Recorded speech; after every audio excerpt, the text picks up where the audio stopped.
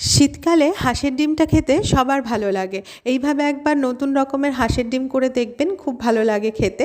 এইভাবে আমি করি রান্নাটা। পেঁয়াজ কুচিটা খুব ভালো করে ভেজে ওটার মধ্যে একটু কাশ্মীরি শুকনো লঙ্কা দিয়ে দিয়েছিলাম যাতে রঙটা খুব ভালো হয়। তারপরে আদা রসুনের পেস্ট, টমেটো পেস্ট দিয়ে খুব ভালো করে কষিয়ে নিতে হবে, যেমন করে কষাই আমরা। আর আলু আর ডিম সেদ্ধটা না ভেজে নেবেন।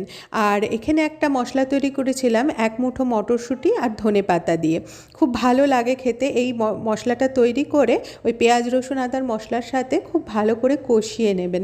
কষিয়ে নিয়ে যখন তেল ছাড়া হবে তখন ওটার মধ্যে ডিম আর আলু ভাজাটা দিয়ে আরেকবার কষিয়ে নেবেন। এইভাবে করে দেখবেন একবার, দারুণ হয় খেতে। এটা আপনারা এখন পিকনিকের সিজন চলছে, পিকনিকেও করতে পারেন। একদম নতুন স্বাদে হাঁসের ডিম তৈরি হবে। একটু গরম মশলা দেবেন, কসুরি মেথি দেবেন আর একটু পেঁয়াজ কলি দিয়ে দেবেন। আর সঙ্গে যদি ফ্রাইড রাইস থাকে তাহলে তো সাংঘাতিক ভালো লাগে খেতে।